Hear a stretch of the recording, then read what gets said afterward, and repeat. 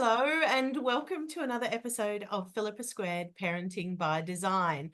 You're joining Philippa Scott, me, and my beautiful co-host, Pippa Cox. Hi, Pippa.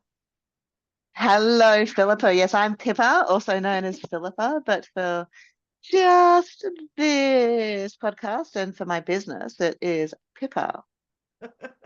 Amazing. Well, it is confusing for some people. However, thank you for clearing it up as to who we Yeah. are for the purpose of the podcast. We just like to keep it easy for you.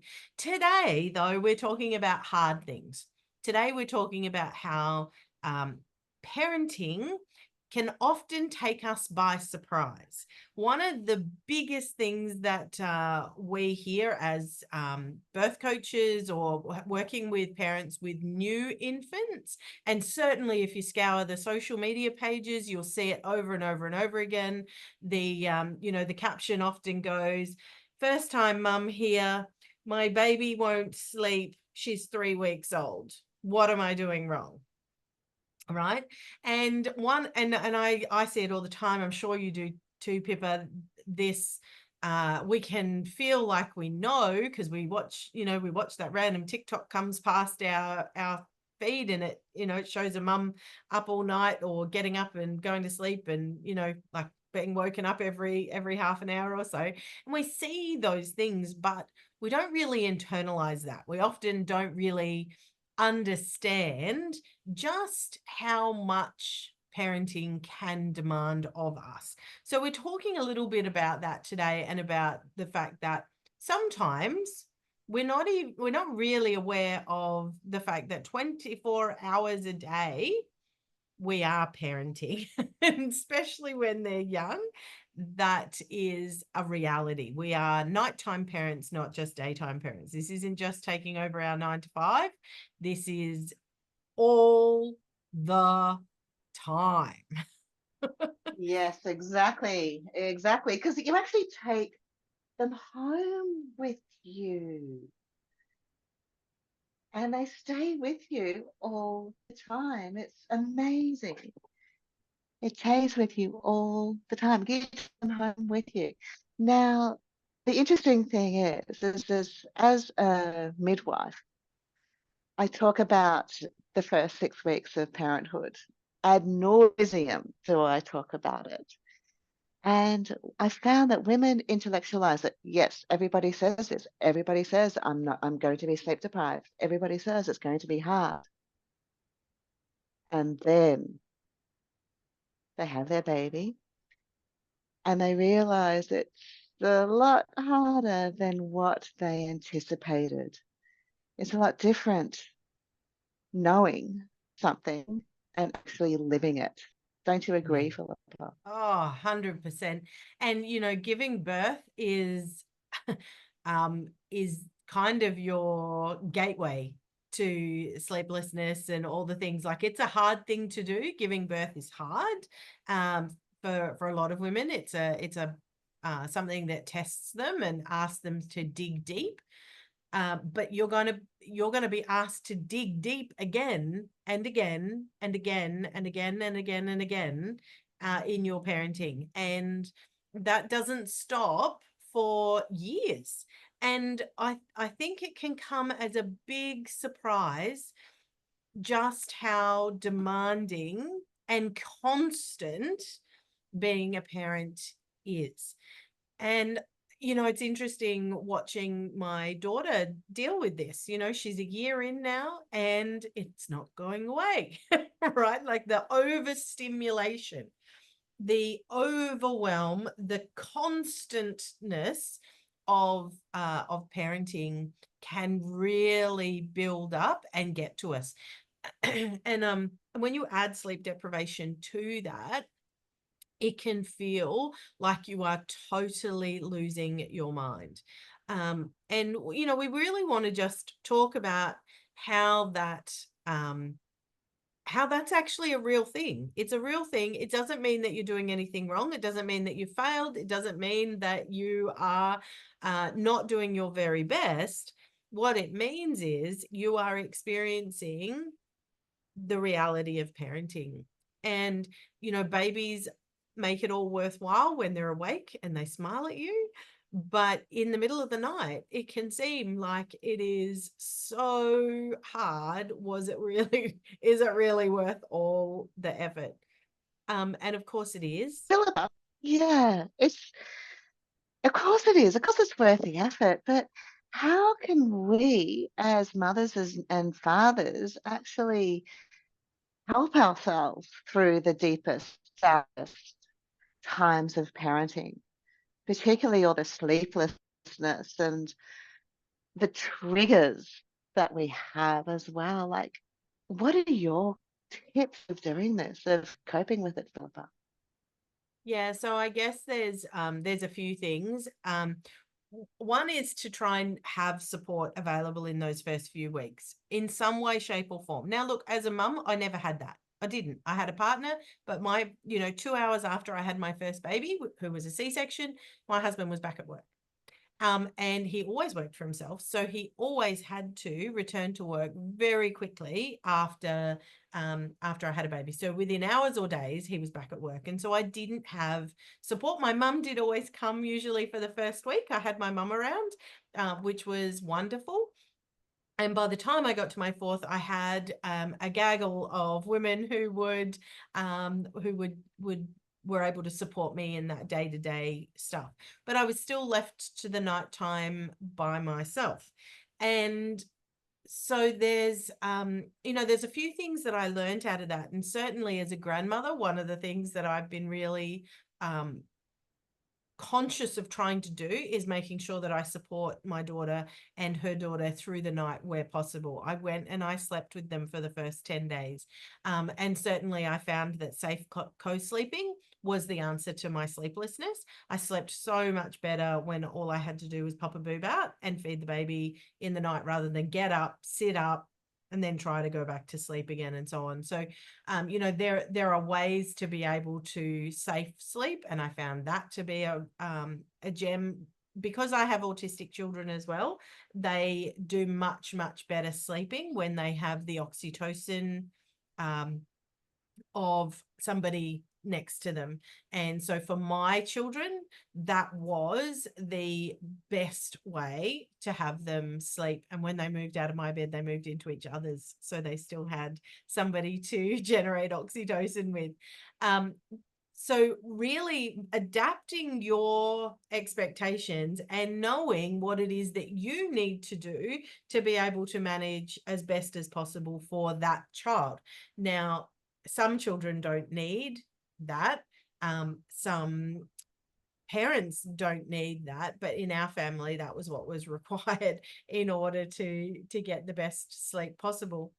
Other things include just being a bit more organized, right? So um, we when you are trying to make sure that on a day-to-day level you are managing your home whilst parenting your children, you might need to figure out some hacks. One of the big ones for me is preparing dinner in the morning, right? So do all of your meal prep in the morning when babies are most uh, able to be unattended, or when they're most likely to sleep in a carrier or sleep in their cot or whatever. Use that time. Now, if you're sleep deprived, sleep when they sleep.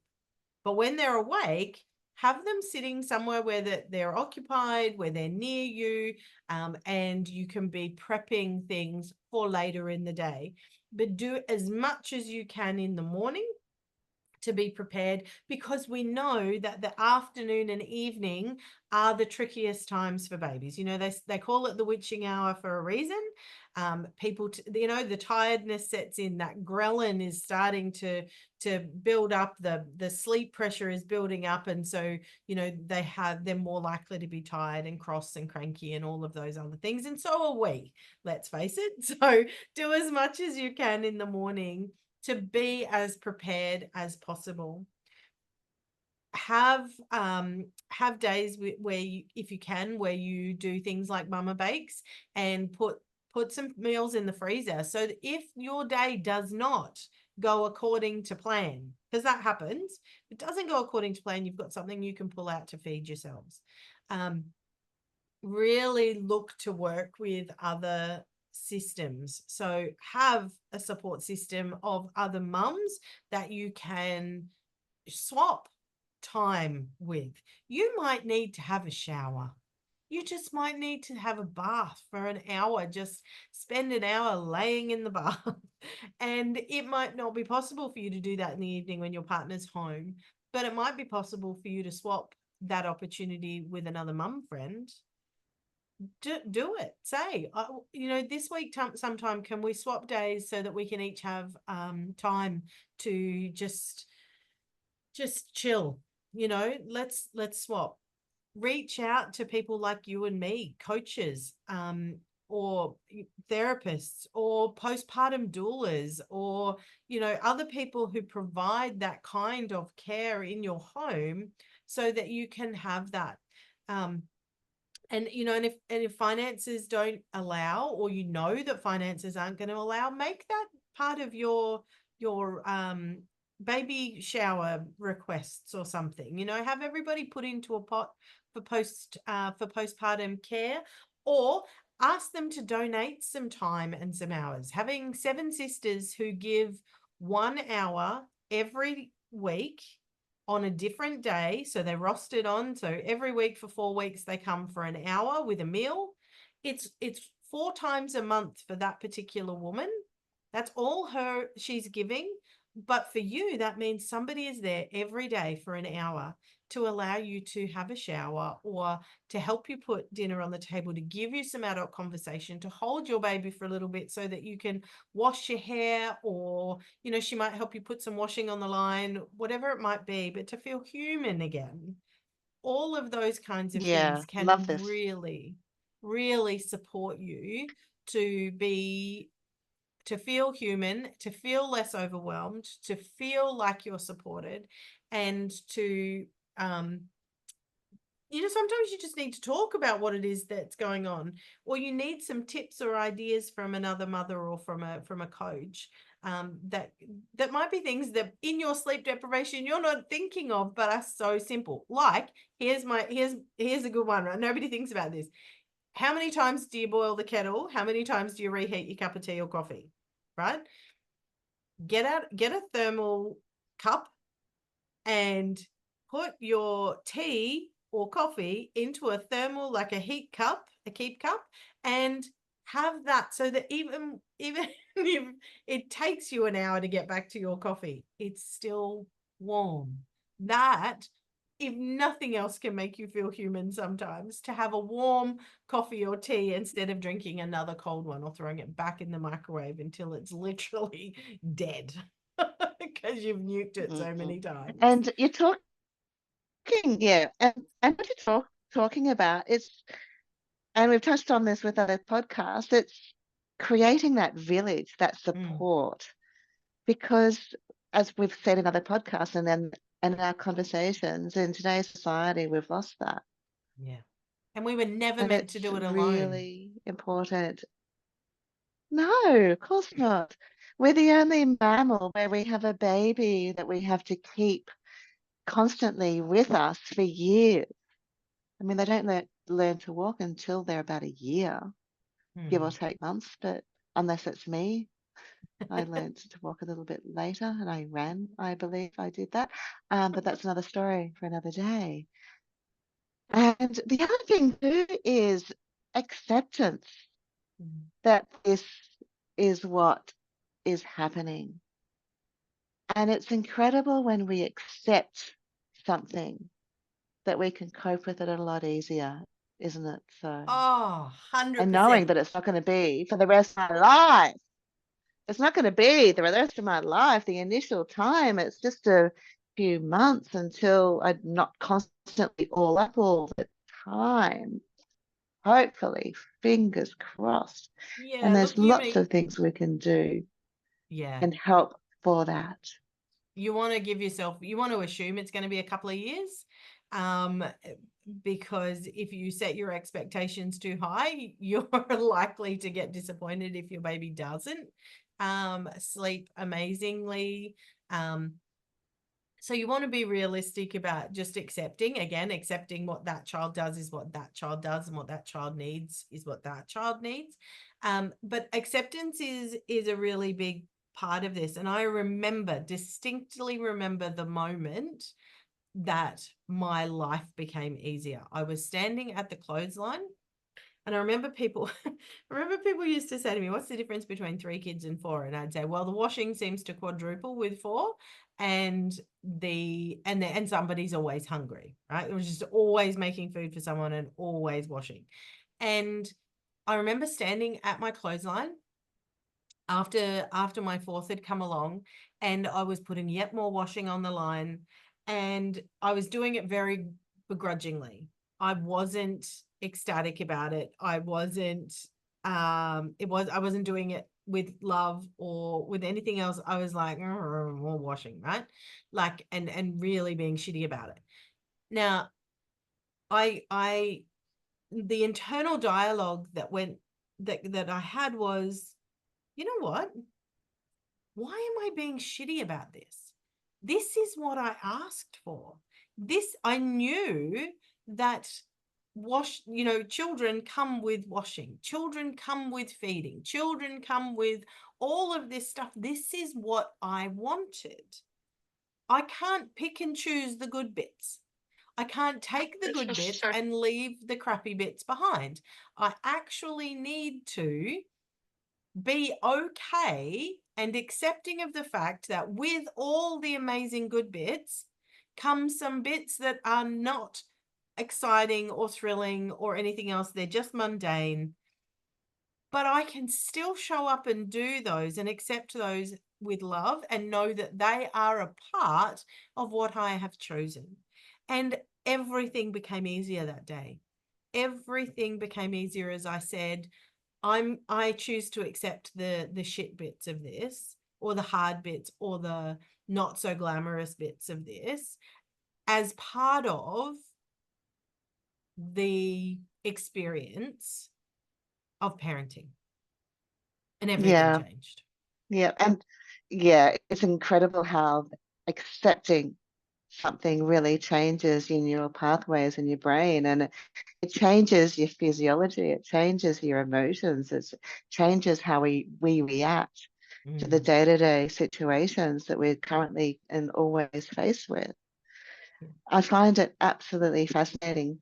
And you hit the nail on the head as well when you were talking about how there's the mundane, there's the exciting stuff, and there's that really icky, yucky stuff in life that we contend with on a daily basis.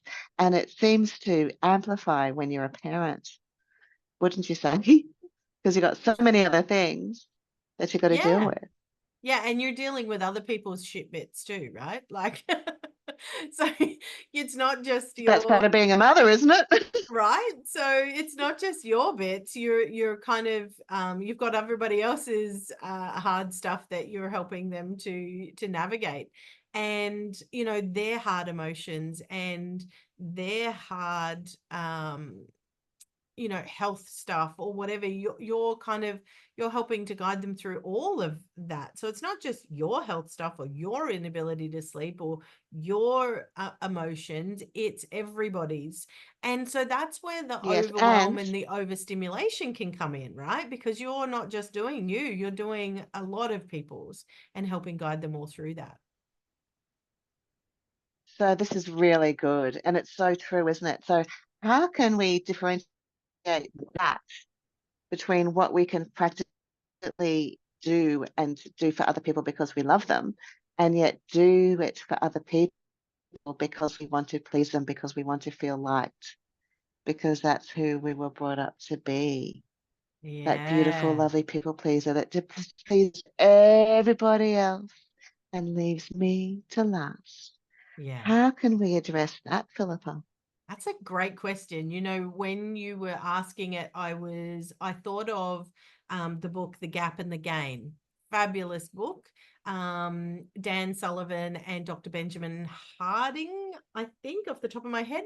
And one of the interesting concepts they talk about in there is setting, and we've talked about values a lot, but setting your values and your goals, and then aligning, asking yourself whether or not saying yes to that gets you towards your goal and aligns with your values. So if we're talking about the difference between being a people And can I pleaser, also, yeah, there's also that lovely thing called need, your needs, yes, totally. So if because we're, we would sacrifice a value to to satisfy our basic human needs. yes, yes, that's true. Absolutely.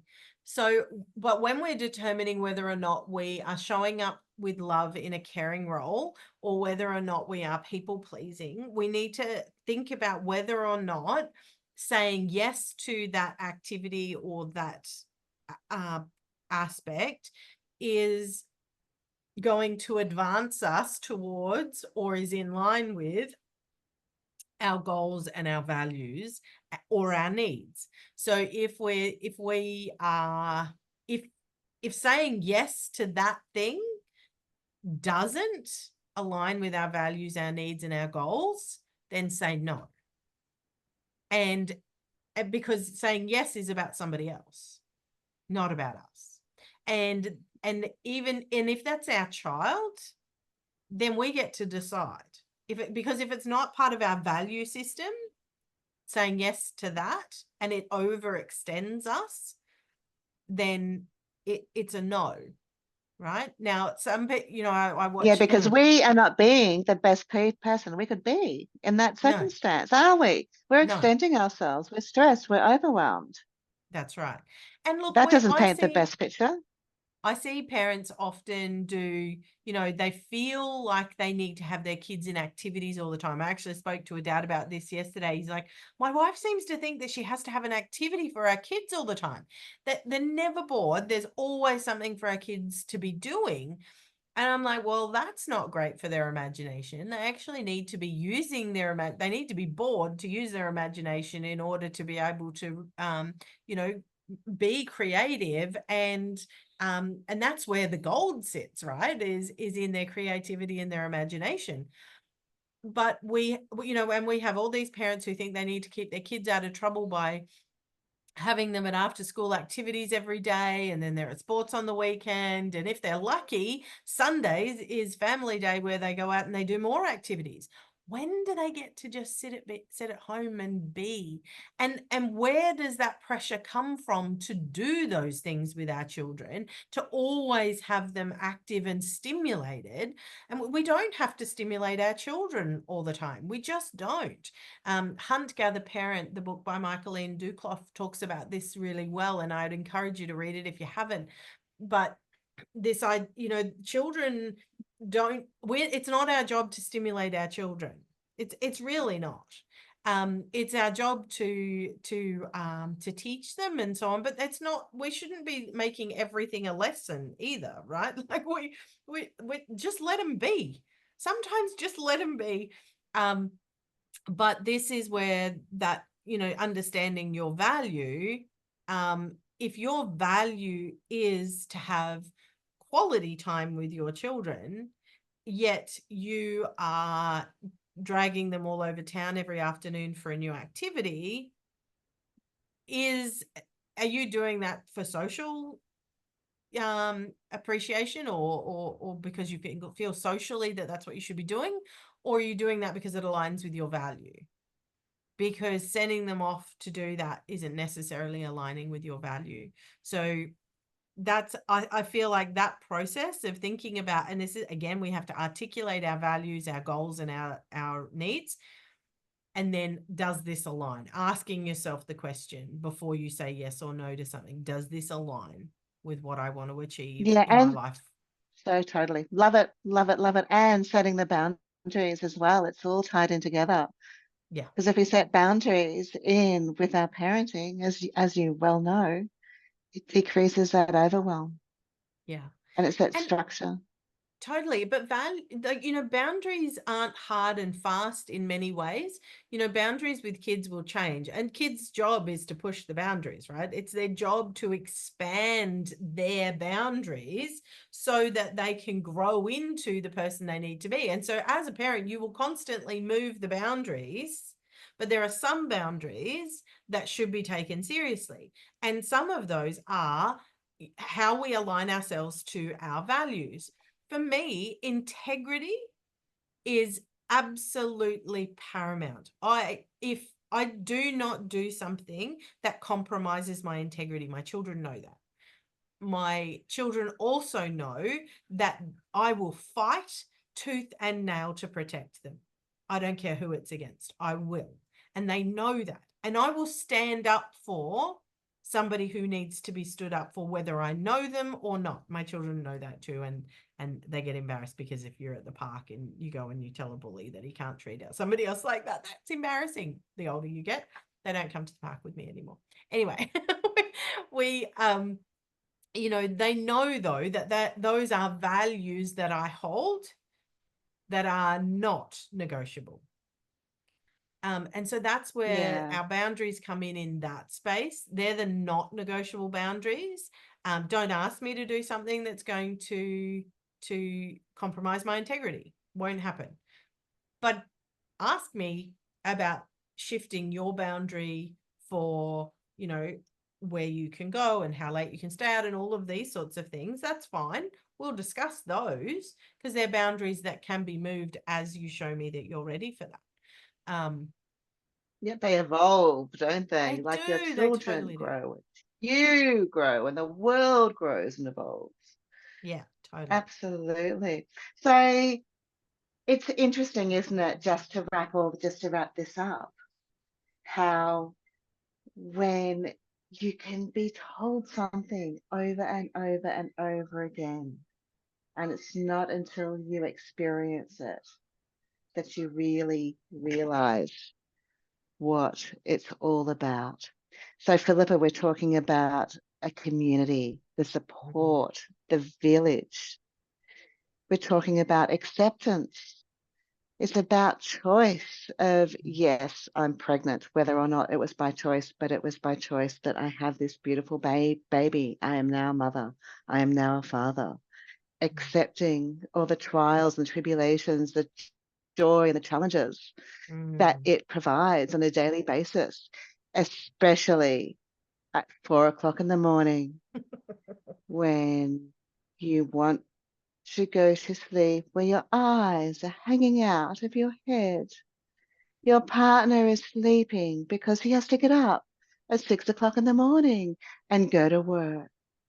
And you know that you are with your baby and you are just needing to accept it because I've got a secret that it's not going to be for the rest of your life. Well, motherhood obviously is, but not this feeling of overwhelm, of sleep the deprivation. It finishes. Right, Philippa? Does it finish Yes, at some point? Please, please eventually, let the viewers know. It eventually it does. It's not going to does. be forever. No. And look, there will be the thing is though that there will be different pressures.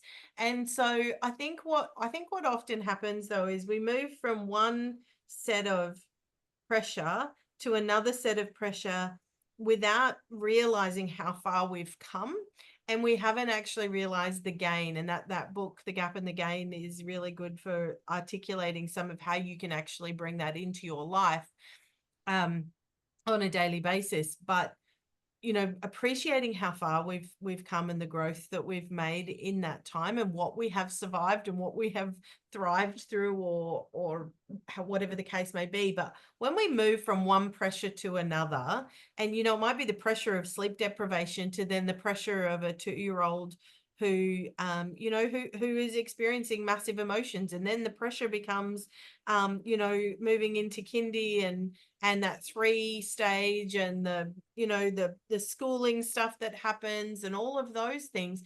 And so we can often move from one stage to another, and the pressure, overwhelm, without any release.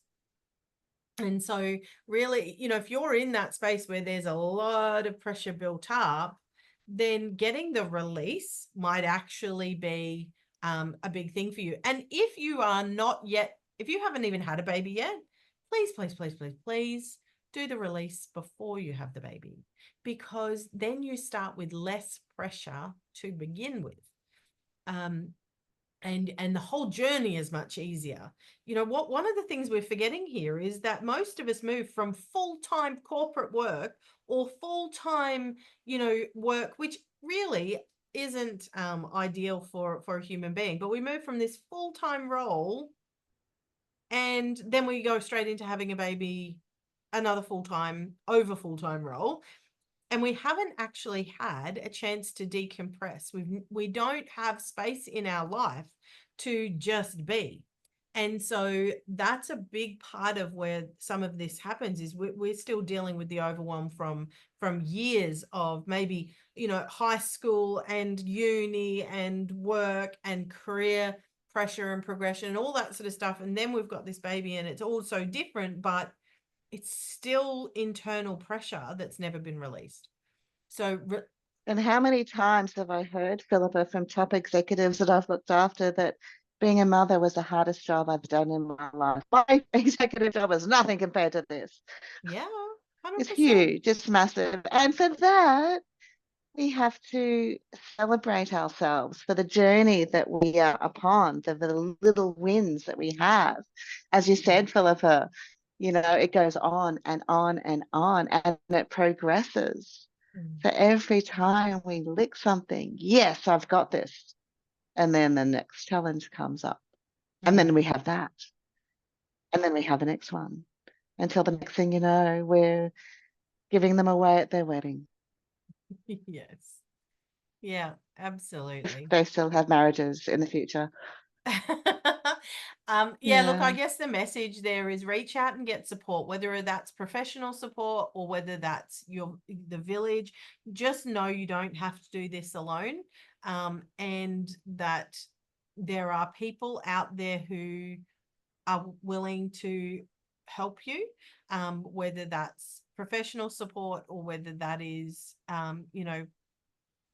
some other mum that you can just swap time with. If you reach out and put your hand out, to receive that support, there will be somebody there to give it. And sometimes you have to give it first. Yeah, Sometimes you have to exactly. be willing to provide as well. Because if you're feeling like this, you can guarantee that someone else is feeling it as well. And it's just a Totally. matter of finding them. Yeah. And when the intention is there, it can happen. Yeah, absolutely. Well, I hope Okay, well, you've thank you very loved much. this. You're very welcome. I hope everybody got something out of that. Please feel free to reach out to Pippa or myself. We both work in this space. If you're looking to decompress that overwhelm, and you feel that that's a big pressure thing, then, reach out to me. That's the space that I work in, is that releasing the pressure space. And if Yeah. you're yet to have a baby or you've got a newborn, then Pippa does some beautiful work in that space with teaching you all the things you need to know. So follow along, share this podcast. We look forward to hearing from you again. Don't forget to subscribe so that you never miss an amazing episode. And thanks again, Pippa. Thank you, Philippa, and see you next time. Bye for now.